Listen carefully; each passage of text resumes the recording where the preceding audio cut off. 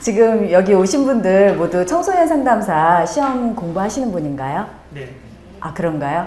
3급인가요? 네. 아, 그러면 상급 이번에 시험 보시는 분 손들어 보실래요? 아니면 이번에 시험 자격이 안 돼서 못 보시는 건가요? 안 되시는 분들은? 예. 아니면 2급 시험 준비하시는 분도 계신가요? 아니에요? 상급이죠? 예. 그래요. 우선은, 최은영 교수님이 그러니까 사이버대 대학원 지도 교수님이셨어요. 근데 이쪽 학과로 옮기시고 이제 이 강의를 얘기를 하시더라고요. 그래서 제가 이 도움이 될지 모르겠어요. 여러분들이 생각하는 아주 제가 완전한 전문가는 아니거든요. 조금 앞서가고 있는 전문가 정도라서 그게 제가 이제 드릴 수 있는 거는 실질적인 거, 제가 옆에서 같이 준비하면서 겪었던 것들하고 제가 느낀 것들 위주로 얘기를 하게 될 거예요. 그래서 이게 이 공부를 되게 잘 하게 되는 정말 정도고 꼭 이걸 해야 되고 이런 거를 제가 가르쳐 드리는 건 아니에요. 그래서 여러분들이 그런 거를 좀 감안하시고 들어주셨으면 좋겠고, 녹화까지 된다니까 사실 좀 예상하지 않았던 일이라서 걱정은 되는데 하는 데까지. 그리고 저는 Q&A 시간을 많이 할애를 했어요. 그래서 인원수가 많지 않기 때문에 각자 필요한 부분에 대해서 나중에 질의응답 시간을 좀 많이 가졌으면 좋겠거든요. 그래서 앞에 부분은 조금 다 아시는 내용일 수 있거든요. 그래서 그런 것들을 조금 하나하나씩 내가 다 알더라도 한두 개씩은 또 놓칠 수도 있는 것들을 제가 점검하는 차원에 이제 처음 강의를 하고, 이후에는 실질적인 거, 필기시험 공부 대비 어떻게 해야 되고, 이쪽은 제가 보기에는 녹화가 안 됐으면 좋겠어요. 그래서 거기는 빼고 여기 있는 분들 위주로 저는 하려고 그러거든요. 그리고 면접에는 사례 위주로 들어가기 때문에 사례 같은 건 제가 함부로 지금 얘기를 드릴 수가 없어요. 그래서 그것도 녹화에서 빠지게 될 거예요. 그래서 그 나중 시간에 녹화 안 되는 시간에는 그런 것들을 같이 해주셨으면 같이 하려고 해요. 우선 제 소개부터 들어갈게요. 제가 한 20년 넘게 무역하고 해외 영업 하다가 우리 애 키우면서 상담 공부를 시작했어요. 애 키우다가 애가 되게 이상한 것 같은 거예요. 그래서 병원에 데려갔더니 애는 멀쩡하대요. 그러면 저더러 어머님 한번 부모 교육 받아보시겠어요? 이래서 깨면서 공부를 시작했어요.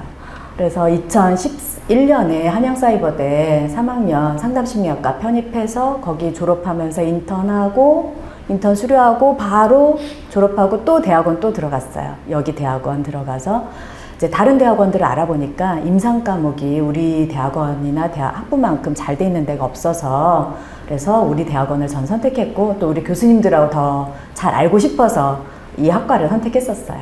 그래서 대학원 다니면서 청해단, 청소년상담복지센터, 건강가정지원센터 이런 데서 시간제, 객원상담원, 청소년 동반자 할 수 있는 시간제 파트타임은 다 해봤어요. 거의 다. 자원봉사부터 시작해서 그렇게 경력을 계속 쌓으면서 청소년 상담사 3급 2014년에 취득하고 2015년에 상담심리사 2급 그리고 작년에 졸업하고 하면서 바로 이제 송파 교육지원청 전문상담사가 돼서 지금 2년째 학교 상담을 하고 있습니다.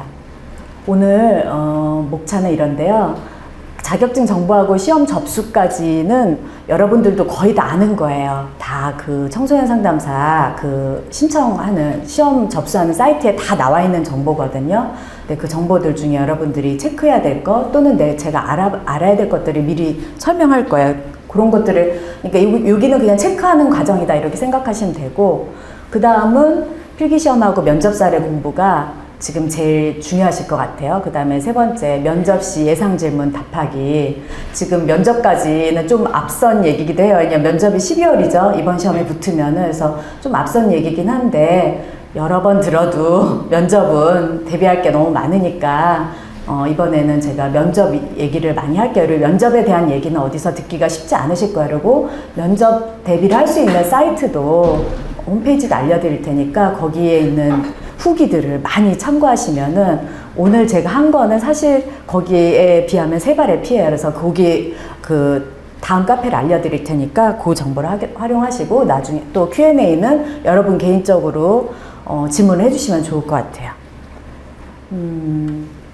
여기 들어가기 전에 먼저 여러분들 중에 청소년 상담사 공부를 여기 들어와서 하겠다고 이렇게 마음을 먹으신 건가요? 아니면 들어오기 전부터 이 공부를 하겠다고 청소년 상담사를 따겠다 이렇게 마음 먹고서 들어오셨던 건가요? 어떠신 거예요? 마음 먹고 들어오셨어요. 예. 또 들어와서 이 공부가 괜찮은데 하면서 이렇게 마음 먹으신 분도 있나요? 그렇죠. 예, 맞아요. 그러니까 청소년도 그렇고 심리 또는 상담 공부가 이렇게 처음에 마음 먹고 들어오신 분들 보면은 되게 계획도 되게 잘 짜져 있고 이렇게 우리 같이 이렇게 이거 괜찮은데 하면서 이렇게 가는 사람하고 좀 다르더라고요. 그래서 굉장히 계획적으로 차근차근 공부를 하시는데 사실 저도 들어와서 변한 거예요. 학과 들어와서 공부하면서 1년도 안 돼서 인턴을 해야겠구나. 해야지 내가 상담을 제대로 공부하겠구나. 막 또 인턴 준비해서 인턴 했어요. 인턴 하니까 이거 상담 괜찮은데 대학원도 가야 되나? 교수님들 가라고 해서 또 대학원도 또 갔어요. 그러니까 전혀 인생에 계획이 없던 것들이 이 공부를 하면서 계속 이어진 거예요. 지금까지. 2011년부터니까 지금 7년째인 거죠. 7년째 그렇게 계속 이어졌는데 후회하진 않아요. 그리고 공부하면 할수록 진짜 괜찮은 공부 같아요. 이 공부가 남을 위해서 하겠다 마음먹고 시작한 건데 실제로 내 자신을 제일 많이 돕게 되는 공부 같아요. 그래서 여러분들한테도 이 공부가 나뿐이 아니라 또 좀 더 나은 세상을 위해서 가는 공부라는 거를 염두에 두고 가시면은 사실 이 공부를 계속하면서 포기할 이유가 너무 많이 생겨요. 우리가 인생 살면서 하고 싶은 거를 하지 않을 이유가 참 많더라고요. 근데 이 공부를 하시면서 저는 정말 끝까지 가실 수 있는 분들이 여기에 많이 나오셨으면 좋겠어요. 못 가시더라도 그 가실 수 있는 기회가 계속 내가 하고 싶은 거라고 내가 목표한 거를 갈 수 있는 그거에는 여러분들이 지금 마음 먹고 위기가 오더라도 내가 그 위기에서 이 기회를 접더라도 접을 때라도 내 자신을 이해할 수 있는 거예요. 근데 그냥 포기하는 상황에서는 그때 왠지 또 실패감, 좌절감, 내가 또 이렇지 하는 어떤 나의 안 좋은 배우셨는지 모르겠지만 신념이나 도식 같은 거를 또 확인하고 가시게 되거든요. 그래서 저는 여러분들이 이런 자격증이나 공부를 목표로 하실 때 내가 계획한 것이 아니지만 이게 괜찮은 것 같아. 이 길로 가야겠어 하는 마음을 먹는 과정들이 끊임없이 오시거든요. 그럴 때 진정으로 나를 위해서 내가 원하는 것에 대해서 집중하면서 목표를 세우고 또 전진하시길 바라요. 이 공부가 그런 공부라서 이 얘기를 꼭 드리고 싶었어요. 지금부터 들어가는 얘기는 이제 혹시라도 면접이나 이런 데서 질문에 나올 수 있는 거라서 그냥 제가 책을 하나 준비하는데 이게 바로 이제 청소년 상담사 면접 대비용 책이에요. 저는 2015년도에 그러니까 그 후배들한테 알려주기 위해서 이 책을 샀었어요. 그 전에 붙었었고. 그래서 2015년도에 사서 이제 보여주니까 나는 왜 이 공부를 안 하고 왔지? 이런 생각을 했어요. 왜냐하면 여기에 질문이 정말 많이 나와 있고 이 질문들이 이 내용이 다 들어있더라고요. 그래서 지금 이 내용들은 꼭 외워야 할 건 아니지만 여러분들이 조금씩 알아두면 혹시라도 면접에 대비할 수 있는 것들이라서 청소년 상담사란 첫째 무엇인가? 여러분들이 지금 하는 게 다 청소년 상담사가 하는 일인 거죠. 공부하고 면접 대비하고 상담 경력 쌓고 연수해서 자격증 따서 청소년을 위한 상담을 하는 게 청소년 상담사가 하는 일이에요. 그래서 이렇게 쉽게 생각하시면 돼요. 그걸 조금 더 구체적으로 써놓은 거거든요. 여기서 외울 거는 청소년 상담 관련 유일한 국가 자격증이라는 거. 상담 자격증이 국가 자격증인 거는 한 개도 없어요. 지금 우리나라에. 임상심리사 이런 것들도 상담 자격증이 아니에요. 상담자가 들어간 거는 직업상담하고 청소년 상담밖에 없을 거예요. 그래서 여러분들이 청소년 상담이라서 청소년만 대상으로 하는 거긴 하지만 그래도 상담 자격증으로서는 국가에서 인정하는 유일한 자격증이라는 거 요거 잊지 마시고 주요 업무는 청소년들을 선도하고 지도하고 또 그 학생들이 좀 더 건강하게 성장할 수 있는 그런 상담을 해주는 그래서 청소년 상담은 사실 우리가 아는 상담하고 약간 달라요. 그리고 실제 현장에 가셔도 청소년 지도사 또는 사회복지사가 되게 많아요. 청소년 상담사들은 그야말로 상담센터, 청소년 상담복지센터에만 일부 있을 뿐더러 그 청소년 상담만 한 사람들이 아니라 상담심리사든 상담을 전문적으로 한 사람들이 그 자리에 많이 들어가고, 실제로 청소년 상담사가 들어가는 자리는 상담뿐이 아니라 청소년들의 복지를 위한 자리에 되게 많이 들어가요. 그래서 학교에서는 저는 전문 상담사지만 초등학교에는 지역사회 전문가라는 자리가 있어요. 지역사회 전문가에 지원할 수 있는 분들이 바로 청소년 상담사들이에요. 청소년 상담사, 사회복지사, 청소년 지도사. 이 사람들은 그 청소년을 상담하기도 해요. 엄마를 상담하기도 해요. 그런데 상담은 일부예요. 상담은 그 사람에 대한 정보를 얻기 위한 상담일 뿐이에요. 그 이외에 뭐냐면 지역에 필요한, 이한테 필요한 자원들을 연계해주는 일을 하는 게 바로 학교에 있는 지역사회 전문가예요. 짧게 말해서 지정가 선생님들이라고 하거든요. 그래서 지정가 선생님들이 하는 일들을 여러분들이 할 수가 있어요. 정말 상담에만 국한되지 않아요. 특히 청소년 상담은 성인처럼 상담, 개인 상담, 집단 상담, 교육 이런 쪽에 있지 않아요. 청소년 상담은 그냥 일부예요. 상담 말고 그 아이한테 필요한 자원을 연계해주고 부모 상담해야 되고 선생님 상담해야 되고 많아요. 그리고 그 학생에게 필요한 것들을 내가 더 해줄 수 있는 것들, 심지어는 정말 형편이 어려운 학생 같은 경우는 간혹 밥도 사주는 것 같아요. 한두 달에 한 번씩 만나서 맛있는 것도 사주고, 그런 거 먹어본 적 없는 애들도 있어요. 지금 서울에서도 그런 학생들이 있어요. 그래서 정말 청소년 상담은 넓어요, 분야가. 그래서 여기서 여러분들이 상담만 주요 업무가 뭐냐 물어봤을 때 지금 제가 얘기한 것들, 이런 것들 중에 이런 것들도 포함된다고 들었다, 내가 해보지 않았다면은 그렇게 얘기하셔도 될 것 같아요. 청소년 상담사의 필요성 여러 가지 있죠. 이거는 그냥 자료에 있는 거니까 빨간 글씨만 조금 읽어보시고, 제가 이제 이거 청소년 상담사 사이트에서 괜찮은 것 같아서 이렇게 따온 건데요. 청소년 상담사가, 그러니까 청소년들 우리가 이제 양육한다고 그래요. 아이들 상담하러 가면은 물론 똘똘하고 초인데 저랑 40분 동안 대화를 하는 애가 있어요. 40분 동안. 근데 그 대화 내용에 굉장히 수준이 있어요. 자기 감정에 굉장히 잘 집중하고, 네, 그런 애들은 제가 5년 만에 처음 만났어요. 흔치 않아요. 대부분은 상담실에 오는 초등학생 또는 중학생, 고등학생들은 퍼센트를 얘기할 수 없지만 그냥 제가 현장에서 만난 애들 중에 60, 70% 이상은 형편이 안 좋거나 방치됐거나 심하게는 학대받았거나 이런 애들이 상당히 많아요. 그래서 여러분들 사실 현장에서 마음이 굉장히 중요해요. 내가 이 아이를 위해서 뭘 막 하려고 하는 것도 중요하지만 그냥 이 아이가 잘 되길 바라는 마음이. 그래서 저더러 다른 선생님들이 되게 청소년 상담하고 맞는다는 게, 저는 사실 그 마음 하나밖에 없거든요. 얘가 정말 잘 됐으면 좋겠다, 이런 마음 하나만 갖고 있는데 그거를 그 선생님은 알아본 것 같아요. 그래서 여러분들이 상담을 처음 시작할 때 어떤 이유나 목적을 갖고 시작했는지 모르겠지만 계기가 있었을 거예요. 그 계기에 실제로 담긴 내 진심을 잊지 않으셨으면 좋겠어요. 그게 제일 중요해요. 사실 전문가랍시고 이제 여기 젊은 선생님들도 계시지만 같이 면접 보고 이렇게 갔을 때 청소년 상담 전혀 안 하고 공부만 해서 오는 면접 보러 온 선생님들도 꽤 많았었어요. 좀 아쉬웠어요. 왜냐하면 그분도 빨리 자격증을 따서 일자리를 얻어야 되니까 하긴 하지만 실제 마인드는 면접 상황에서 전혀 드러나지가 않는 거예요.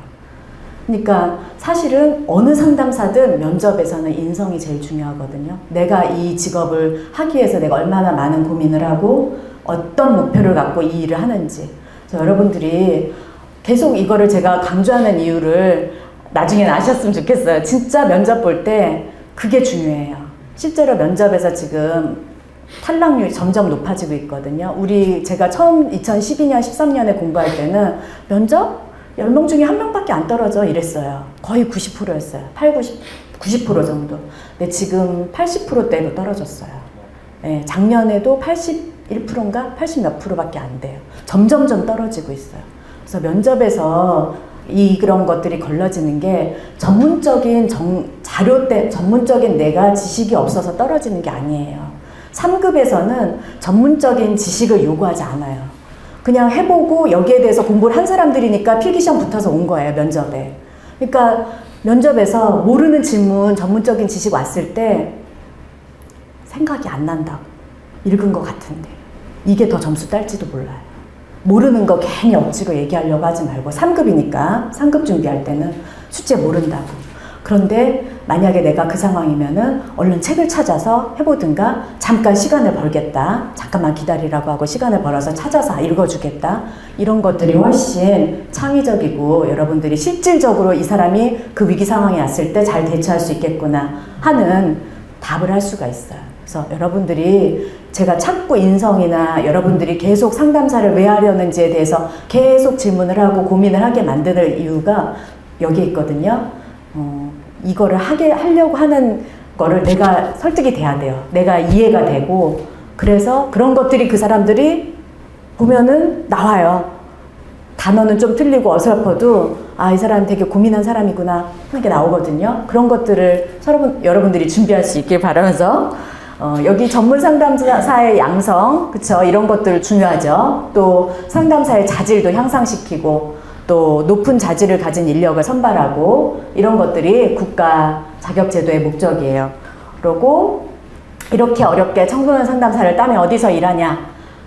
기관들이 이렇게 쭉 나와 있는데 이것도 표가 이쁘게 나와 있더라고요. 이제 세 분야로 나뉘어져 있는데 첫째는 저처럼 교육 차원의 청소년 상담을 하는 맨 위쪽에 학교 상담사들이에요. 근데 여기도 교육 차원은 사실 많지 않아요. 80% 이상이 개인 상담, 집단 상담들이에요. 상담을 많이 해야 돼요. 또 민간 차원의 청소년 상담도 있어요. 요즘은 허그막 뭐 이런 것들 있죠. 무슨 일반 그 사설 상담소 같은 데들 거기서 청소년 상담 굉장히 많이 해요. 그래서 청소년 여러분들이 이제 만약에 자격증 따서 경력 쌓고 나아갈 때쯤 제 생각엔 2020년대 정도만 되면은 제가 보기에는 상담이 진짜 많이 활성화될 것 같아요. 지금도 인식이 많이 바뀌었어요. 작년에는 엄마들이 상담 이렇게 전화해서 권하면은 뭐 바빠서요. 그럴 정도는 아닌데요. 이랬어요. 근데 지금은 안 그래요. 1년 사이에도 벌써 그래요? 그럼 한번 찾아뵐까요? 하고서 상담실에 오기도 해요. 학교 상담실에 오기도 하고 심지어는 올해는 엄마 상담을 1학기 동안 17회를 한 엄마가 있어요. 학교 상담실에서. 그럴 정도로 엄마들이 상담에 대한 인식이 많이 깨어 있어요. 심지어는 작년에는 담임선생님들이 학교 상담실로 애를 안 보냈어요. 수업을 빼고 어떻게 보내냐고. 수업이 중요한데 이랬었거든요. 올해는 선생님들이 통화하면서 선생님 지금 이 아이가 초등학생인데 어느 6학년까지 어느 과목이든 학원에서 한두 달이면 다 커버할 수 있는 공부다. 근데 지금 이렇게 해서 아이가 상담을 받아서 얘 인생이 편해지면은 사실 지금 이 공부가 중요하냐 상담이 중요하냐 이런 얘기를 선생님들께 설득하면 선생님들도 금방 와요. 그래서 선생님들도 많이 바뀌었어요. 예전에는 수업 시간에 안 보내려고 그랬고 어떻게든 이제 수업 빼고 수업 시간 외에 보내려고 하고 상담에 대해서 이렇게 믿음이 많지 않았었어요. 근데 지금은 많이 인식이 개선이 됐어요. 그래서 민간 차원의 상담도 있지만 교육 차원의 상담 저쪽 학교에서 하는 상담도 굉장히 활성화되어 있고 더 나아가서는 국가정책 차원에서 청소년 상담도 굉장히 많아요. 청소년 상담 복지센터가 바로 우리가 주로 많이 이제 활동하게 될 분야거든요. 이 복지센터가 그냥 복지센터만 붙어 있지 않아요. 이 옆에 다 성문화 체험관, 그 다음에 성 관련된 교육센터가 있고, 그 다음에 수련관, 또 쉼터도 있는 데도 있어요. 또 대안학교 있는 데도 있어요. 제가 있는 송파에는 대안학교가 같이 붙어 있어요. 그래서 청소년 상담 복지센터가 붙어 있는 기관에는 보통 4-5개의 기관이 같이 몰려 있어요. 거의 다. 요즘 또 학업중단이 여기 안 나와 있는데, 꿈드림이 요즘 학업중단 학생들이 이렇게 커버되는 곳인데, 꿈드림도 지금 많이 늘고 있어요. 학업중단 학생들이 너무 많이 늘고 있어요.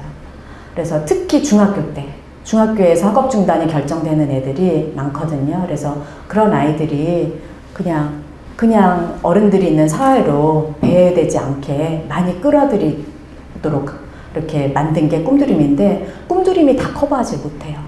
그래서 꿈드림이 뭐 아웃리치라고 밖에 나가서 애들이 밤에 나오는 시간대에 밖에 나가서 왕십리 같은 데 가서 이제 천막 치고 애들 막 끌어들여요. 안내문 주고 낮 시간에 와라. 잘 안 와요. 이런 것들이 다 지금 여기 국가정책 차원의 청소년 상담이에요. 그래서 여러분들이 하게 되면 진짜 상담뿐이 아니라 교육, 또 애들 양육 다 들어가요. 진짜. 그래서 정말 순수하게 상담의 어떤 이렇게 꿈을 가지고 있으셨던 분들은 현장에서 깨지 마시고 지금 미리 예측을 하셨으면 좋겠어요. 상담뿐이 아니구나. 꽤 많은 다른 일들을 하는구나 하는 거 아셨으면 좋겠어요. 그리고 청소년 상담사인데 이거는 희망을 가지시라고 여기서 괜히 또 좌절하실까봐 넣은 PPT인데 2014년도에 이제 청소년 상담사 말고 하여튼 다른 직업들의 어떤 직업 전문성 말고 여러 분야를 이제 조사한 건데 청소년 상담사하고 상담 심리치료사가 꽤 높은 자리를 차지했어요. 앞으로 10년 후에 직업 전문성이 향상될 거라 하는 게.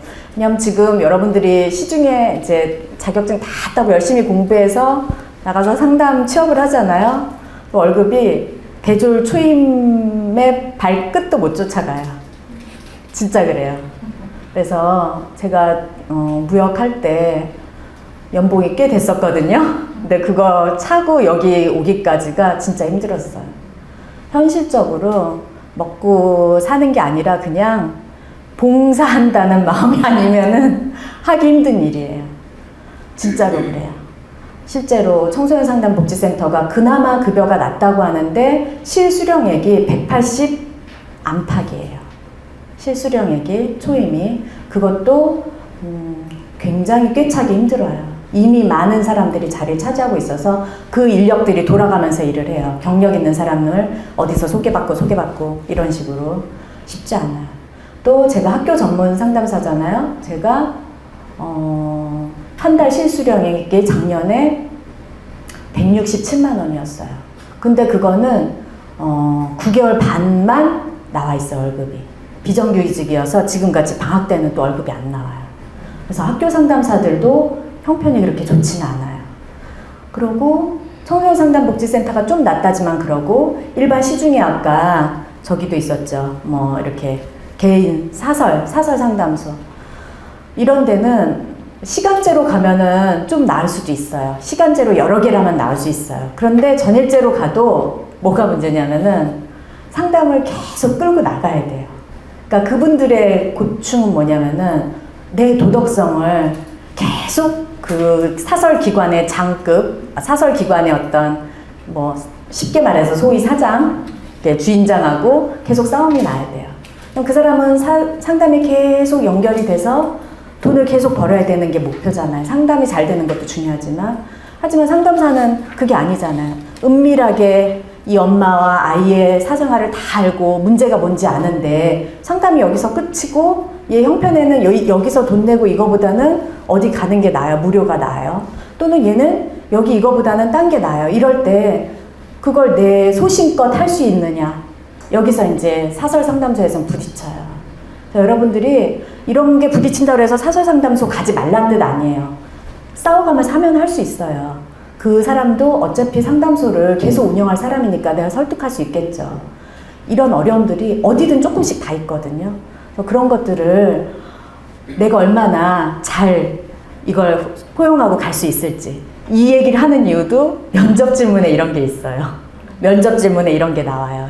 내가 사설기관으로 얘기했지만 나중에 적어놨는데 기관에서도 부딪힐 수 있어요. 기관에 있는 담당자들하고도. 그럴 때 어떻게 할 거냐. 이런 게 질문에 나와요. 그래서 여러분들이 이런 것들, 실제로 상담 이외의 것들이 굉장히 많다는 거. 하여튼 직업 전문성은 전문 지식, 업무 자율성, 업무 권한, 사회적 평판, 사회봉사, 소명의식 등을 종합한 개념이라는데 이미 이거는 굉장히 높은 거라고 생각을 하는데, 사회적인 평판에서 제가 보기에는 업무 권한이나 이런 것들이 앞으로 자율성이 많이 이렇게 부여되고 하면은 정말 직업 전문성이 높아지고 또 일자리도 많아지지 않을까. 그리고 청소년 아이들 많이 안 낳잖아요, 요즘. 앞으로 가면 아이들 더 올해 이달인가 30만 명대로 떨어진다면서요, 올해가.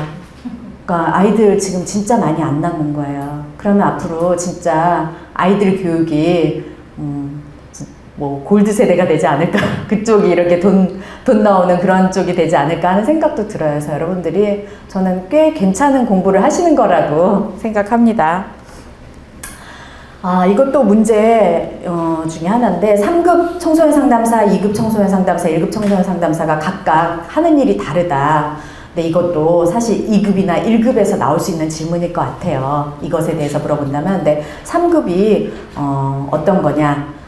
청소년 상담을 기본적인 청소년 상담을 하지만 보통은 기관에서는 아까 말씀드린 대로 상담 이외에 상담할 인력을 모집한다든가 어떤 프로그램을 짜서 그 프로그램을 할 때 그 사람들이 이 프로그램에 맞는지 전화 상담해주고, 여기 다 그런 내용들이에요. 그리고 매체 상담도 굉장히 많아요. 사이버 상담, 채팅 상담, 전화 상담, 문자 상담, 요즘 1388 카톡으로도 할 수 있거든요. 카톡 상담도 있어요. 360일 열려 있는 거. 이런 거는 청소년 상담 복지개발원에서 직원을 모집을 해요. 거기에 수시로 모집을 해요. 그래서 그런 데서 매체 상담에 대해서 여러분들이 실전을 쌓는 것도 되게 중요해요. 왜냐면 상담은 지금 실시간으로 같이 얘기를 하잖아요. 그런데 이 실시간으로 하는 걸 상담으로만 경력을 쌓는다면 여러분들 수많은 사례를 계속 해봐야 되잖아요. 이게 쉽지 않잖아요. 근데 매체 상담이나 사이버 상담 또는 게시판 상담 같은 경우는 많은 사례들을 제가 거의 실시간에 버금가게끔 연습을 할 수가 있어요. 그래서 매체 상담을 여러분들이 본격적인 상담을 하면서라도 그 수련 기간에 많이 연습을 하실 수 있으면 좋겠어요. 청소년 상담사 3급이 이런 일들을 한다는 거. 그래서 청소년 상담실 관련 제반 행정적 실무를 보통 담당한다고 아시면 돼요. 드디어 시험 정보로 왔네요. 이번 시험 접수가 월요일부터 시작되죠. 네. 아시죠? 예, 시험 접수, 필기시험 접수 그때 하시고, 필기시험 9월 16일, 그 이후에 이제 합격자 발표 나면은 면접시험 준비하시고, 면접시험 접수하시고, 그 다음에 면접시험 보시고, 면접시험 보시고 나면은, 그 다음에, 100시간 연수를 해야 돼요. 100시간 연수는, 쉽지 않아요.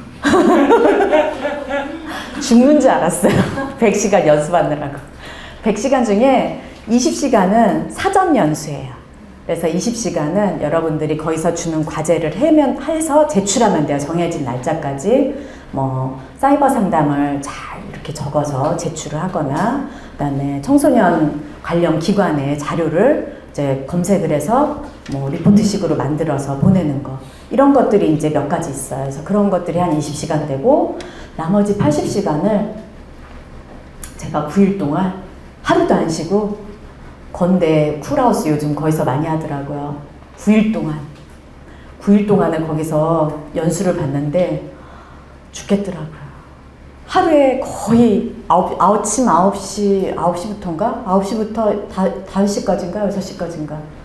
8시간, 9시간을 9일을 연속으로 이렇게 앉아 있어야 되는 거예요. 너무 힘들어요, 진짜. 병나더라고요. 그래서 이게 지금 그 항의가 많아가지고 4일, 5일로 이렇게 찢거나, 아니면은 4주 동안 이틀 이런 식으로 해서 찢어서 하거나, 또는 8일인가? 뭐 해서 이렇게 숙박으로 하는 것도 있어요. 숙박은 좀 나아요, 그래도. 짧아지거든요. 왜냐면 숙박이기 때문에 밤 10시까지인가 시간을 이렇게 늘려가지고 줄인 거예요, 조금씩. 그러고 쉬고 집에 가서 살림 안 해도 되잖아요. 그러니까 그 숙박한 언니가 너무 부럽더라고요. 뭣도 모르고 저는 가까운 데니까 9일 동안 쿨하우스를 왔다 갔다 하면서 정말 죽을 뻔했는데, 그래서 연수 그냥 쉽게 선택하시지 않았으면 좋겠어요. 진짜 좋거든요. 제가 다른데 연수, 청소년 상담사 말고 상담심리사 연수도 되게 좋아요. 동계수련회 같은 데서 하는. 학과 졸업하시면 학회 회원 자격 되시죠? 졸업하시자마자 상담심리학회는 여러분들도 될 거예요. 청소년 상담, 상담심리, 심리학 전부 다 그 대상이니까는 졸업하시면 학회 회원 자격이 주어져요. 그래서 들어가서 꼭 자격증 안 따도 거기 연수만 1년에 한두 번씩 쫓아다녀도 진짜 도움돼요. 근데 청소년 상담사 연수가 가성비는 더 좋았어요. 비용이 더 싸고 교육 내용은 진짜 좋았어요. 최고의 강사진들만 오거든요. 그래서 청소년 상담사 연수 때 컨디션 잘 좋게 유지하셔서 좋은 공부가 되실 수 있도록 하시면은 더 좋을 것 같아요. 제가 너무 힘들게 해서 너무 힘들었거든요. 그렇게 해서 힘들게 연수를 마치고, 연수 마칠 때쯤 진짜 잘한 연수, 그 기수 중에 진짜 잘한 사람 한 명한테 여성가족부인가? 어디 장관상 줘요. 그러니까 여러분들 노려보세요. 우리 대학원의 한양사이버대 심리상담학과에 한 분이 그 상을 탔어요. 저희 선배가. 그래서 그거는 여러분들 이력서에 꽤 상담 이력이 이때쯤 굉장히 없죠. 예, 한 줄이라도 쓸 수 있을 때 너무 행복하더라고요, 그때. 근데 그런 것도 한번 노려보시면, 사전과제부터 차근히 준비하시면은 충분히 그게 다 점수가 매겨지거든요. 그래서 그렇게 하시면 좋을 것 같아요. 예, 3급. 이제 여러분들 시험 접수 이제 해야 되잖아요. 여기에 맨 처음 칸에 있는데 대부분 해당되시죠? 그쵸? 다 우리 학과니까. 그런데 내년 2월에 졸업 안 하시는 분, 시험 보는데 내년 2월에 졸업 안 하시는 분 계세요? 없죠? 없을 거라고 믿어요. 네, 제가 여기를 왜 강조해서 얘기를 하냐면, 나중에 보면 알겠지만 2013년도에 합격률이 보통 30%예요. 필기시험 합격률이 30%대였어요. 근데 그때가 7%대였어요. 7%인 적이 있었어요. 왜 그랬냐면 한국청소년상담복지개발원이 시험 주관처였어요. 그때까지. 근데 그 해인가 그 다음에 산업인력공단으로 넘어가는 건 거예요. 그 전에 그러니까 청소년상담복지개발원에서 뭘 했는지 어쨌는지 하여튼 문제를 얘네한테 넘겨야 되니까 뭘 어쨌는지 모르지만 난이도를 엄청 높여서 본 해가 2013년도였어요. 근데 그때 우리 상담심리학과에서 한 명이 진짜 어려운 시험에 다 떨어졌을 때 붙었어요. 우리 인턴 선배인데 그분이 붙어가지고 난리가 났죠. 이 어려운 시험 우리 학과에서 붙었다. 일반 대학원에서 일반 학부 학생들도 다 붙지 못하는 시험이었는데, 근데 그 다음 학기에 무슨 소식이 들었냐면 그게 무효가 된 거예요. 학점 계산을 잘못해가지고. 그러니까 그분이 내년 2월에 졸업 예정이어가지고 시험을 봤는데 붙었어요. 그럼 2월에 졸업 예정 증명서 이게 나가야지 자격증이 나와요. 그런데 학점이 부족했던 거예요. 그래서 여러분들 지금 왜 이 얘기를 하냐면, 나는 이거 아닐 거라 생각하는데 그분 꽤 대기업에 다니셨던 분이고, 인턴도 하고, 꽤 똘똘하고 젊은 남자 선배셨어요. 예상치도 못한 일이었어요. 그래서 지금 이때 이 얘기를 하는 이유는 다음 학기에 수강 신청을 하실 때 여러분들 진짜 잘 계산하셔서 마지막 학기를 하셔야 돼요. 알겠죠? 네. 진짜 한 학기를 더 하느냐 마느냐가 마지막 학기에 결정이 되기 때문에 꼭 학점 계산하시고 수강 신청하시고, 이거를 꼭 얘기 드리고 싶었어요. 청소년학과는 그럴 리 없겠지만 상담심리학과에서는 그분뿐이 아니라 제가 졸업생 임원으로 활동할 때 그런 분들이 계속 나오는 거예요. 학점 계산 제대로 안 해가지고 졸업 못하고 그런 분들이. 해서 꼭 다음 학기 수강 신청하시기 전에 학점 계산 꼭 하시고 넉넉하게 신청하시면 좋겠어요. 나머지는 다 관련 학과 이런 거예요. 관련 학과, 또 경력이 중요해서 우리 같은 학과가 아닌 다른 학과면은 특히 이 두 번째 같은 경우는 전문대일 때는 2년 경력 있어야 되고 타 분야 대학 졸업생일 때는 2년 또 거기도 경력 있어야 되고 그래서 대부분 경력을 위주로 해요. 고졸이더라도 경력이 지금 5년이면 시험 볼 수 있어요. 그래서 경력이 우선시 되고 있어. 갈수록 더 그래요. 자격증도 그렇고 학위도 중요하지만 자격증도 하고 경력을 실제 사람 뽑는 현장에서는 되게 중요시하고 있어요. 그래서 여러분들이 지금 혹시 경력을 안 쌓고 있다면은 어디든 꼭 전일지 아니어도 돼요. 토요일 날 4시간 정도만 할 수 있는 자원봉사 상담이라도 꼭 하셨으면 좋겠어요. 그럼 자원봉사도 실무 경력에 포함되는 거예요? 제가 자원봉사 실무 경력으로 나온 서류 제 거 가져왔거든요. 보여드리려고. 그러니까 여러분들이 어디서든 상담 공부를 이제 보통 최소 1년 이상 하신 걸 거 아니에요. 2년 정도씩. 1년 이상 하셨으면은 실전을 빨리 부딪히셔야 돼요. 어디서 젊은 분도 마찬가지예요. 누구든 실전에 부딪혀서 거기서 상담이 아니더라도 청소년을 위한 어떤 일을 하더라도 저는 여러분들이 청소년 상담 관련 기관에 적을 두셨으면 좋겠어요. 졸업하고 나서 물론 어디서 다른 일들을 하시면서 이 공부를 하시는 분들도 계실 거예요. 그런데 이쪽으로 올인하려고 계획하셨다면 꼭 기관에 적을 두고, 왜냐면 졸업하면 그런 게 없어져요. 소속 없어지고 나면은 공부든 이 학교를 다시 찾아오는 거든 뭐든 굉장히 갈등이 돼요. 진짜 졸업이라는 게 특이하더라고요. 기분이. 이렇게 매일 여기서 만나고 맨날 연락하고 이랬는데 졸업하고 한 6개월 되면은 뭐 교수님들 홈커밍데이 행사 있어. 근데 정말 다시 오기 이상한 거예요. 그래서 여러분들 꼭 지금 다니실 때라도 어디든 날 써주는 데가 있다면 자원봉사라도 꼭 소속 기관을 하나라도 넣어두셔서 경력을 꾸준히 쌓을 수 있는 기회를 가지셨으면 좋겠어요. 다음 이제 이거 우리 학과 관련 여러분 중에 혹시라도 우리 학과가 아닌 다른 학과에서 오신 분은 없겠죠. 예. 그래서 이 청소년 학과는 여기 상담 관련 학과에 들어가니까는 해당 사항이 없어요.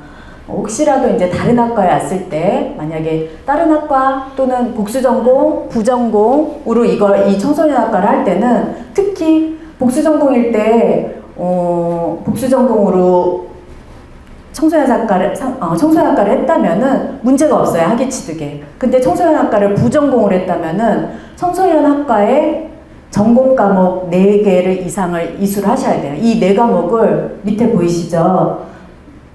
특히 계절학기로 이수하면 의미가 없는 거예요. 그래서 이런 것들 모르시고 부전공이나 복수전공에서 과목 제대로 선택 못 하셔서 또 이거에서 걸린 사람들도 있었어요. 그래서 여기에는 그런 분들이 없으리라. 예, 알고요. 넘어가요. 이것도 그거 관련이에요. 학과랑 상담 관련 학과에 대한 설명. 또 경력이 필요한 분들은 이런 분들, 경력으로 들어가시는 분도 없으신 거죠. 그쵸? 다 청소년 상담학과 졸업생이니까 그 학과 졸업생한테 주어지는 자격시험인 거죠. 경력이 필요하신 분들은 없으신 거죠. 예. 그리고 상담기관, 인정되는 상담기관인 거예요. 그래서 이제 경력으로 혹시 들어가시게 된다. 나중에 2급이나 1급 준비하실 때 필요할 수 있으니까 이건 설명드릴게요. 1년 기준인데, 처음 상담인데요. 시간제인데요. 상담 사례가 많지 않은데요. 이런 게 헷갈릴 수 있잖아요. 그래서 여기서 이걸 알려준 거예요. 1, 2급은 저렇게, 개인 상담은 50회 이상. 50회는 이런 말인 거예요. 제가 선생님을 상담했어요. 내담자 한 분 상담했어요. 근데 이분하고 제가 40회 상담을 했어요. 그러고 다른 한 명하고 10회 상담했어요. 그럼 되는 거예요. 한 사람하고 50회 했어요. 그럼 되는 거예요. 알겠죠? 이거를 기관에서 증명을 해주면 돼요. 알겠죠? 사례는 몇 사례든 상관없어요. 상담 횟수가 50회가 넘으면 돼요. 이렇게 또 집단 상담은 1, 2급은 실시를 해야 돼요. 근데 밑에 보면은 3급은 어떻게 해요? 실시뿐이 아니라 참가만 해도 경력이 인정이 돼요. 그래서 여러분들이 3급 청소년 상담사는 우리 학과가 아니더라도 혹시 주변에 준비하는 분들, 다른 학과나 아는 분들 중에 준비하는 분들이 있다면 이런 정보를 주시면은 도움이 되죠. 1년 경력은 이렇게 되는 건 거예요. 심리검사는 3사례 이상 CC 및 해서, 그래서 이런 것들을 누군가 내가 했다는 걸 증명을 해줘야 되잖아요. 그래서 그런 증명 서류가 이렇게 나와요. 제가 청소년 상담 복지센터에서 한 건데, 맨 이 칸에 보면 개인 상담, 청소년 및 개인 상담 10살에 81액이 이렇게 나오죠. 근데 이게 만약에 시간이 필요하다, 80시간 이상이다 이렇게 나와 있으면은 담당한테 얘기하면 돼요. 여기 실무 경력 인정 기준이 이렇게 나와 있으니까 그 담당자한테 요 옆에 회기 밑에다가 81시간 개인 상담 81시간 써주세요 하면은 담당자들이 다 써줘요. 여러분들이 자원 상담하고 시간제 상담하고 하는 거 얼마나 힘든지 그들이 굉장히 잘 알아요. 대가 없이 저도 많이 해봐서 알거든요. 그러니까 서류 해달라는 거에 대해서 그분들한테 미안해하고 이러지 말아요. 여러분들이 당연하게 받을 수 있는 권리를 그분한테 행사하는 거니까 이렇게 자격을 위한 서류를 말할 때는 분명하게 어떻게 표시해야 되는지 다 말씀드리고 받아내세요. 심리검사 몇 살에 몇 건, 사이버 게시판 상담 몇 건, 또는 집단에 지금 시간이 안 나와 있어요. 제가 만약에 그 청소년 상담사 시험을 보기 위한 서류였다면 시간을 요청했을 거예요. 근데 이거는 제가 내 경력이 이렇다는 경력 인증을 하기 위해서 내는 서류여서 그걸 안 했는데, 이것도 밑에다 얘기할 수 있어요. 한 집단 상담, 한 개 집단 총 3회기. 그럼 한 회당 몇 시간 했냐? 한 회기가 1시간이었다. 그럼 총 3시간이겠죠. 그래서 한 개 집단 총 3회기, 3시간 집단 리더 이렇게 써달라고 하면 돼요. 밑에 학교폭력 예방교육도 18회기 진행, 한 회기당 2시간이다. 그러면은 36시간 가로치고 총 36시간 이렇게 써달라고 여러분들이 얘기하면 돼요. 저는 그게 필요하지 않았으니까 얘기 안 한 거예요. 또 다른 것도 보여드릴게요. 이거는 청해담에서 나온 활동 증명서예요. 여기는 더 자세히 해줬어요, 담당들이. 사이버 상담, 전화 상담, 개인 상담, 집단 상담, 학교폭력 예방교육, 가족 캠프. 그래서 청해담 같은 경우는 여러분들이 손쉽게 자원 상담을 접할 수 있는 기관이에요. 그래서 1년에 2번씩 뽑기 때문에 교대에 있어요. 꼭 경험해 보셨으면 좋겠어요. 여기 같은 경우는 청소년 상담에 대해서는 진짜 제대로 배울 수 있는 곳이에요. 교육도 굉장히 잘해주고, 그래서 청해담 같은 데서 활동하시게 되면은 꽤 많은 기관에서 인정해 줄 거예요. 특히 학교 폭력에 대해서만큼은 철저하게 공부하실 수 있어요. 네. 저기 그 사이버 상담 같은 경우에는 네. 한국에는 개인 상담 시간으로 들어가게 되는 거예요? 사이버 상담 같은 경우는 그냥 내가 사이버 상담을 했다는 걸 드러내는 정도가 아닐까 싶어요. 왜냐하면 여기 경력 인정에 나오는 거에는 들어가진 않아요. 그리고 개인 상담, 집단 상담, 심리 검사가 다 그 조건이 3개가 다 한꺼번에 충족이 돼야 되는 거죠? 근데 사실 많진 않아요. 기관에 들어가면 1년이면 이거 이상 충분히 할 수 있어요. 실제로 제가 첫 해에 2014년 처음 자원봉사 시작했을 때 한 1년 하니까 벌써 70회기가 넘더라고요. 2사례만 했는데. 한 사례는 8개월하고 한 사례는 1년 넘게 지속됐는데 2사례 했는데 벌써 한 기관에서만 80회기가 넘었었어요.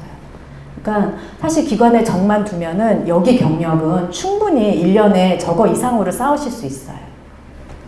다음 시험 과목 바뀌었어요. 2016년에 시험이 2번 있었어요. 그 2016년에만 그 첫 번째 상반기에 있던 시험에는까지만 과목당 다 30문항이었어요. 30문항이었으니까 시간도 한 과목당 30분 그렇게 됐는데 하반기에 있는 시험부터 25문항으로 바뀌었어요. 과목당. 사실 더 어려워진 거예요. 그쵸? 배점이 더 커졌으니까. 그래서 한 문제를 놓치면은 커지는 건 거예요. 그래서 지금 필수 과목 3급 같은 경우는 필수 과목의 맨 밑에 선택 과목 둘 중에 하나를 골라서 6과목을 보게 돼요. 6과목에 25문항씩이니까 150분을 시험 보게 되거든요. 100분 쉬는 시간 갖고 50분 이렇게 4과목, 2과목 따로 이렇게 시험을 보게 돼요. 그래서 나중에 설명드리겠지만 네 과목을 한꺼번에 푸는 훈련도 필요하세요. 여러분들 100분을 집중해서 문제를 푸는 거. 특히 네 번째 과목에선 여러분들 주의력이 많이 떨어지겠죠. 집중력이랑. 그쵸? 그런데 네 번째 과목이 적잖이 까다로운 과목이에요. 상담 이론이 점수를 따는 과목이지만 그래도 공부를 전혀 안 하면 안 되는 과목이거든요. 그래서 특히 앞에 심리 측정 및 평가에서 이제 뒤에 제가 보겠지만 많이 과락이 생겨요. 떨어지는 분들이 심리 측정 및 평가하고 학습 이론에서 과락이 생기면서 떨어지거든요. 그래서 앞에 100분을 집중하는 연습을 선생님들이 문제풀이를 할 때 꼭 시험 전에 몇 번, 한두 번 정도는 꼭 해보셨으면 좋겠어요. 합격 기준은 100점 만점으로 했을 때 과락이 40점. 그러니까 이제 만약에 6과목 중에 5과목을 다 60점 이상 맞았는데 한 과목이 36점이다. 땡! 떨어진 거예요. 평균이 60 이상이어도 떨어지는 거예요. 그러니까 40점 미만이 나오면 안 돼요. 그러면 25문제에서 한 과목 그 10개 이상씩은 맞아야 되는 거예요. 한 문제가 4점이니까 10개 이상씩 맞아야 돼요. 그런데 평균이 또 60이 안 나오면 안 돼요. 그쵸? 예. 그러면은 적어도 한 과목당 15개씩은 맞아야 되는 거예요. 25문제 중에 10개 이상 틀리면 안 되는 거예요. 알겠죠? 그리고 면접은 지금 지역마다 다른데 여러분들이 서울이니까 서울은 주로 어떻게 되냐면 이렇게 세 분이 면접관이 앉아 있어요. 그리고 수험생이 2명이 들어가요. 2명이 들어가서 질문을 하시면은 둘이 대답을 해요. 제가 하고 얘가 먼저, 이쪽이 먼저 하고 그 다음 사람한테는 다음 면접관이 그래요. 아, 이번엔 이분이 먼저 대답해 보세요 하면서 이렇게 바꿔서 하기도 하고 그렇게 해요. 그래서 면접도 25점 만점이에요. 세 분이 다 25점 평가를 하는 것 같아요. 그런데 세 분이 만약에 두 분이 뭐 15점이 떨어지는 적이거든요. 근데 두 분이 16점 줬어요. 그럼 합격인 거잖아요. 근데 한 명이 1점 줬어요. 떨어져요. 알겠죠? 세 분한테 다 뭔가가 내가 어필이 돼야 돼요. 세 분 다 점수가 15점 이상이 나와야 돼요. 뭐 그때 시험 봤을 때 25점 만점에 23점 받은 친구가 있더라고요. 그래서 걔가 엄청 자랑을 했거든요. 근데 저는 19점 받았어요. 그래서 좀 그랬어요. 근데 나도 꽤 잘했는데 왜 19점이지? 나중에 보니까 떨어진 애들을 얘기 들으니까 19점도 감수해야겠구나. 중요하지 않아요. 붙는 게 중요해요. 23점으로부터 19점으로부터 떨어진 친구 앞에서는 아무것도 아니더라고요. 여러분들 붙는 게 중요하니까 세 분한테 골고루 어필되게끔 눈 마주침 잘 하시고 그것도 나중에 설명드릴게요. 수험 현황 이런 거 중요하진 않지만 여러분들이 전체적인 흐름을 알고서 하는 게 저도 필요할 것 같아서 지금 2014년, 15년 합격률은 30%대로 거의 비슷하죠. 근데 14회, 15회, 2016년에 2번이나 치러졌어요.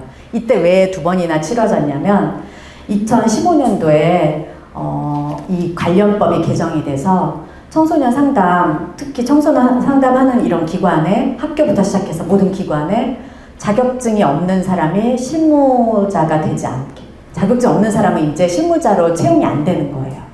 근데 문제는 이 2011년, 12년 전후로 해서 무기계약직들이 엄청 많이 생긴 거예요, 기관에. 그런데 이 무기계약직들이 자격증 없는 사람이 엄청 많은 거예요. 그때 제가 경기도에 있는 어떤 한 청소년 상담 복지센터에서 동반자를 하고 있었는데 그 기관에 청소년 상담이 진짜 많았어요. 그리고 동반자가 20명이 될 정도, 시간제 동반자가 20명 정도 될 정도로 상담이 그렇게 많았어요.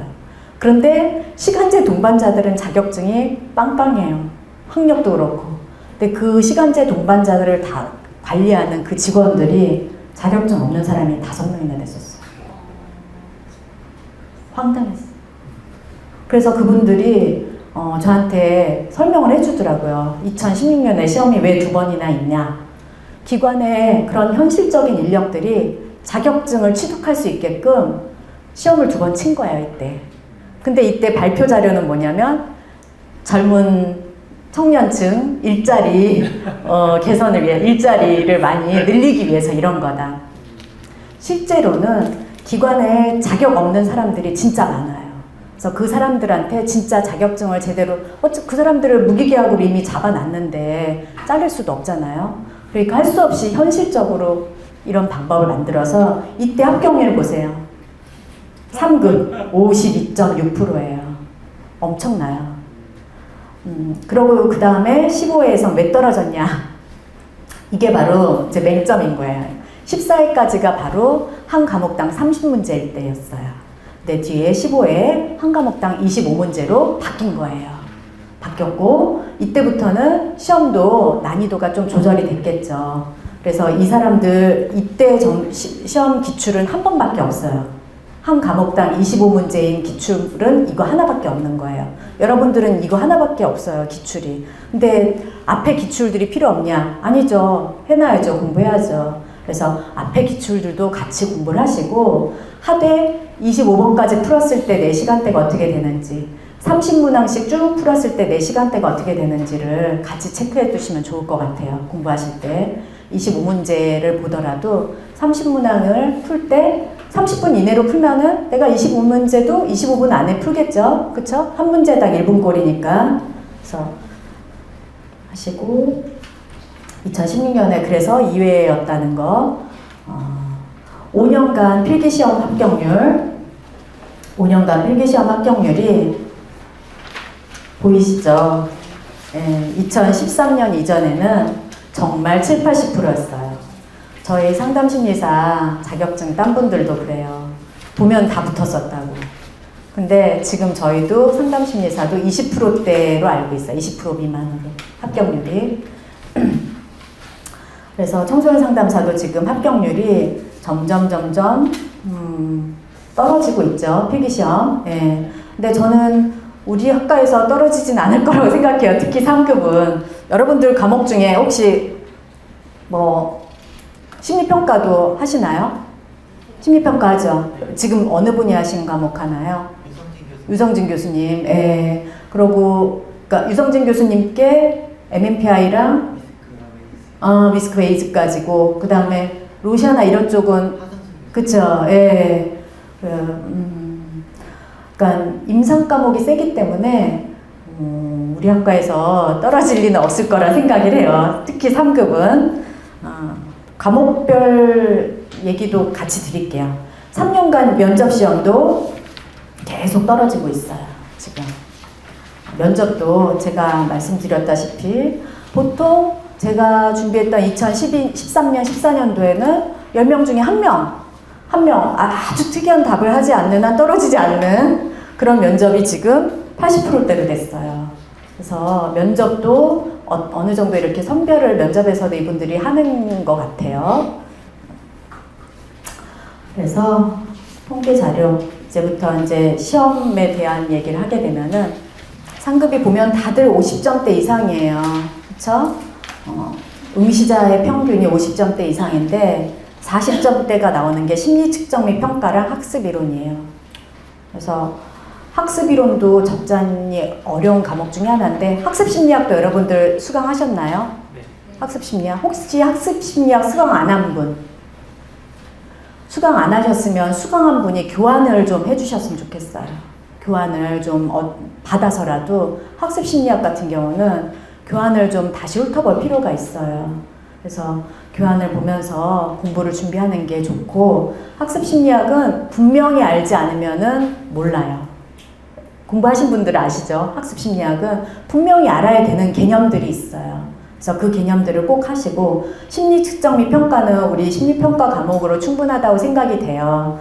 그런데도 지금 불합격자 보면은 그쵸? 점수가 많이 차이가 나죠. 합격자들하고.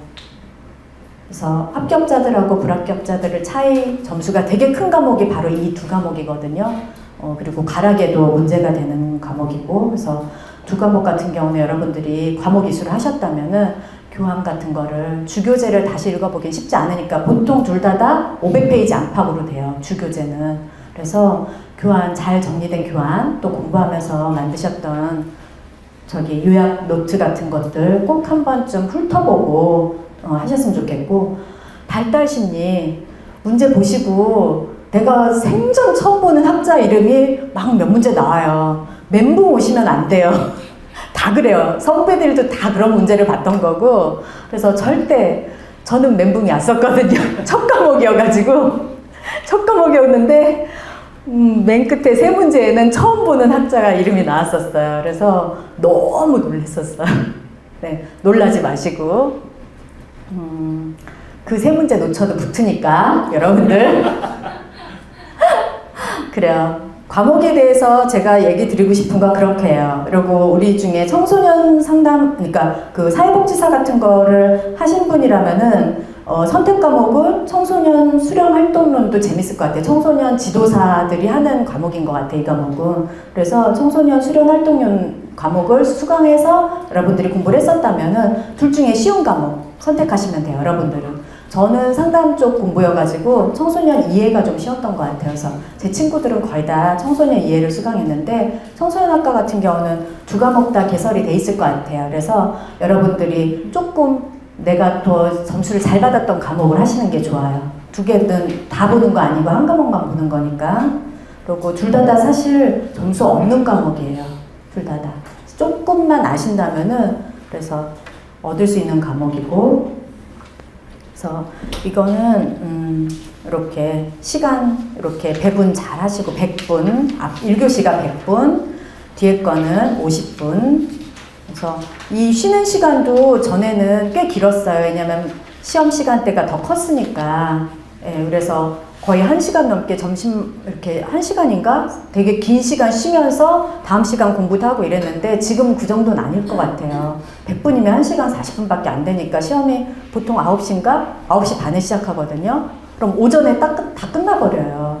그래서 쉬는 시간이 길게 되지 않으니까 쉬는 시간에는 좀 쉬어서 그 다음 시간에 집중할 수 있도록 간식 같은 거 챙겨가시고 이렇게 당 보충할 수 있는 거 드시고 화장실 다녀오시고 이런 것들 잘 관리하셔서 뒷시간에 집중할 수 있도록 준비하시는 게 좋을 것 같아요. 이게 2교시 저는 저렇게 봤다는 거. OMR 답지 혹시나 해서 캡처해 왔어요. OMR 답지 이제 막 그 시험 끝나기 한 5분 전쯤에 OMR 답지 안 돼 있는 분들을 이제 그 감독관 중에 괜찮은 분들은 막 얘기를 해주세요. 지금 5분밖에 안 남았다고 체크하시라고. 근데 5분 남겨놓고 체크하시는 건 별로 권하고 싶지 않아요. 진짜로. 왜냐면 이게 결정적인 거거든요. 이거 되게 중요한 건데 이거를 5분 남겨놓고 체크하시면 안 돼요. 그래서 이 OMR 혹시 필요하시면 이거 출력하셔가지고 제가 이따 사이트 알려드리면 여기 다 나와 있거든요. 출력하셔서 여기다 체크하면서 문제 연습하셔도 돼요. 문제지는 내가 가져갈 수 있어요. 문제지 거기서 주거든요. 문제 풀고 동그라미 치고 여기 치고 이거를 같이 동시에 하셨으면 좋겠다는 거예요. 왜냐면 이것 때문에 떨어지는 사람을 제가 꽤 봤어요. 그 방 안에서도 체크를 5분 전부터 하는데 마지막 과목은 아예 못하는 거예요. 그래서 막 실갱이하고, 근데 뭐 감독관 2명이나 했는데 얄짤 없어요. 그냥 딱 가져가요. 그러니까 체크를 출력하셔서 이런 거 이제, 왜냐면 안 해보신 분들이 많아요. 젊은 선생님들은 이제 뭐 많은 것들을 이제 학교에서부터 미리 연습들을 해오셨지만, 나이 든 분 같은 경우는 이거 체크할 일이 흔치가 않았던 거예요, 그동안. 우리도 사이버에서 시험 보니까 맨날 사이버로만 체크하지 이런 거 직접적으로 오프를 안 해봤잖아요. 그래서 이거 해가지고 직접 이렇게 해보시면서, 저는 하는 순간 바로바로 했으면 좋겠어요. 그리고 지우는 거 가능하거든요. 그 수정에 액체된 거는 안 돼요. 근데 수정 테이프 있죠. 그걸로 할 수 있어요. 지울 수 있으니까 여러분들 그때 저는 바로바로 체크했으면 좋겠어요. 체크하면서 가는 게, 아니면 한 과목 마치고 바로 체크를 하든가. 두 과목지 않아. 왜냐면 4과목 할 때 진짜 불안하거든요. 내가 이 4과목을 100분 안에 하는지가 테스트 돼서 아는 분들은 괜찮지만 모르는 분들은 진짜 불안할 수 있어요. 시험 볼 때. 예상치 못한 내가 거기서 막 나와요. 시험 볼 때는. 그렇기 때문에 습관적으로 보고 체크하고. 그리고 이 문제지는 여러분들 갖고 나올 수 있는 거 알죠? 갖고 나올 수 있어요. 답지만 내고 이건 들고 나오는 거예요. 그러니까 내가 뭐 체크했는지 여기다 알면은 다음 날인가 다다음 날 바로 답 뜨거든요. 답 뜨면 답 가지고 체크해 볼 수 있어요. 그래서 바로 다음 날 우리는 내가 합격인지 아닌지를 알 수가 있어요. 그러니까 연습 꼭 이거 하고서 이거 안 해보신 분들은 꼭 연습해 보셨으면 좋겠어요. 그래요. 이제 필기시험 대비. 필기시험은 정확한 답을 알아야지만 풀 수 있어요. 정확한 답을 알아야만 풀 수 있게끔 문제가 나오고 있어요. 그래서 쭉 이제 설명드린, 이건 제가 거의 다 따로 이제 PPT 만들면서 한 거라서 설명을 썼는지 모르겠는데, 어려운 과목은 교재를 꼭 읽어봤으면, 특히 학습심리, 의외의 멘붕 과목이더라고요. 그래서 정 안 되면 교환이라도 꼭 읽어봤으면 좋겠고, 그리고 그것도 안 되겠다 하면은 시중에 나와 있는 책 있어요. 기출문제뿐이 아니라 과목별 요약이 돼 있어요. 보통 40장? 35장에서 40장 안팎이에요. 그러면 여러분들 맘먹고 읽으면은 이틀이면 읽어요. 아무리 안 읽혀도. 그리고 여러분들 교재 읽을 때 다 외우면서 읽으려고 하죠. 그럼 안 돼요. 머리 그렇게 안 좋아요. 그냥 읽어야 돼요. 내 머리를 믿고 그냥 읽어야 돼요. 외우려고 하니까는 하루에 2장밖에 못 읽고 10장도 못 읽고 끝내는 포기하게 되는 거예요. 절대 안 돼요. 외우면서 읽으려고 하지 말고 이런 게 있구나 정도로 쭉 읽으시는 거예요. 쭉 읽고, 그러고 진짜 공부는 문제풀이에서 시작이 돼요. 문제를 풀면은 왜 틀렸지? 틀린 거 찾을 때 거기 필요한 거예요. 내가 어디서 봤는지가 나오거든요.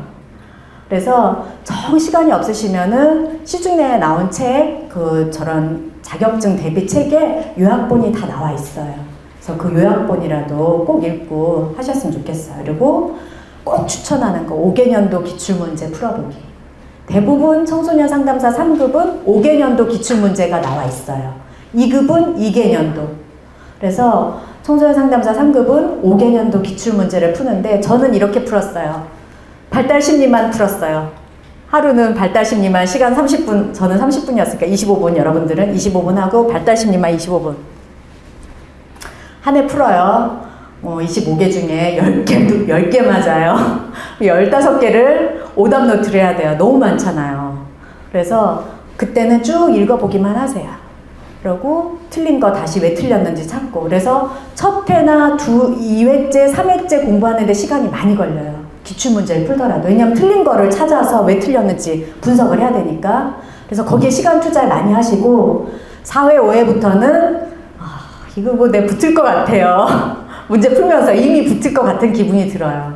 왜냐면 이미 3회 동안 내가 훈련이 돼서 공부가 꽤 돼요. 그래서 정말 공부 급박하게 하셔야 한다 그러면 저는 5개년도 기출문제를 이런 식으로 조금 이렇게 분야별로 내가 공부가 되게끔 하시는 게 좋을 것 같아요.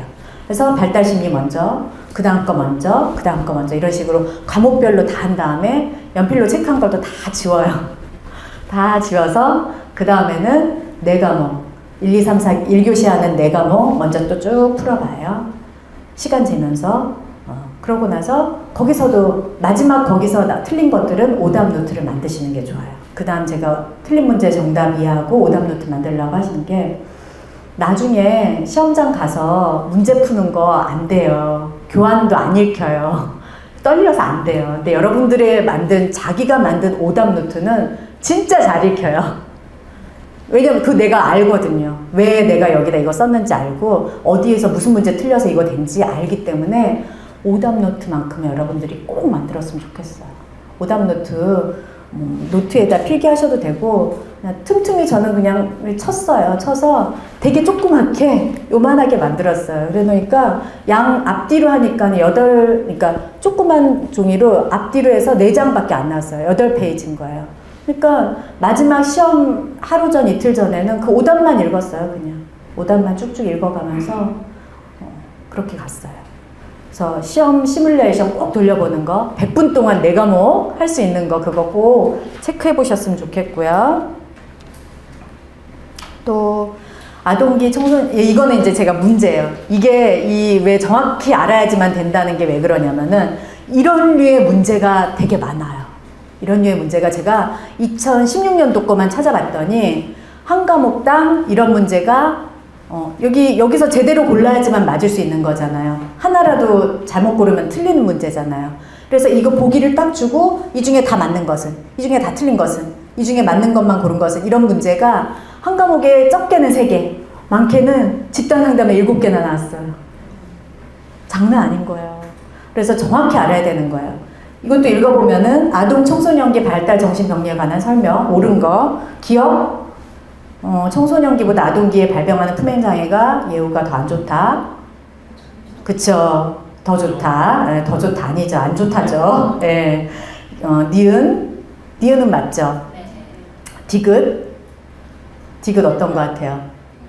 네, 틀린 것 같아요. 저도 틀린 것 같아요. 왜냐하면 학습장애는 기질적인 게 유전적인 요인이 커요. 그래서 이건 틀린 거예요. 리을 맞죠? 예, 그래요. 그래서 답이 이렇게 나와요. 그러면은 여러분들 이거 만약 틀렸을 때 오답노트 어떻게 해야 될 것 같아요? 오답노트를 기억을 맞게 해야 돼요. 이걸 넣어야 돼요. 왜냐면 내가 이걸 몰랐다는 거거든요. 그쵸? 청소년기보다 아동기에 발병하는 품행장애 예후가 더 안 좋다라고 내가 오답노트를 하셔야 돼요. 그러면 이거는 안 잊어버려요. 이렇게 한 오답은. 디귿, 학습장애는 타고난 기질적 요인의 영향을 받는다. 그래서 이것들을 찾는 게 여러분들 공부예요. 이렇게 틀렸을 때 이거 왜 틀렸지? 기억, 품행장애 찾아봐요. 찾아보면 품행장애 이상심리 첫 장에 나와요. 첫 장에 원인 및 뭐 여기에 나와요. 유전적 영향이 크다 이런 게 나와요. 그럼 이거 아닌 거예요. 학습장애는 타고난 기질적 요인, 이것도 마찬가지. 학습장애 찾아보면 그것도 원인에 딱 나와요. 첫 줄에 나와요. 이런 것들을. 여러분들이 이걸 찾아보는 이런 시간들이 진짜 공부예요. 그래서 이걸 찾아서 오답노트를 하시는 거.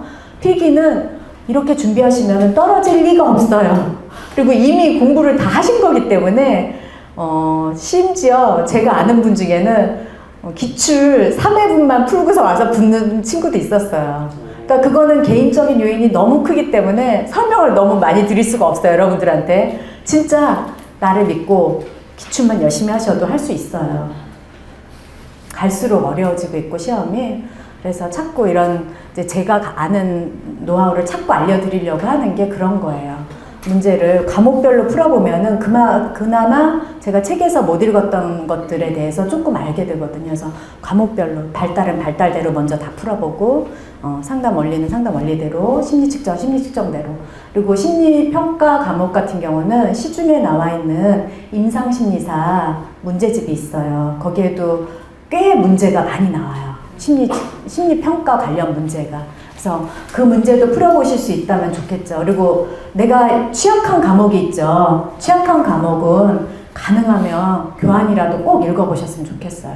그리고 교환 같은 거 읽을 때 외우려고 읽지 말고 그냥 쭉 읽는 거요. 쭉 읽고 쭉 읽어보는 거야. 그냥 책 읽듯이, 소설 읽듯이 쭉 읽는 거.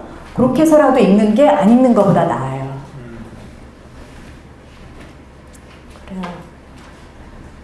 그래서 필기시험에 대해서는 혹시 또 질문하실 거 있나요?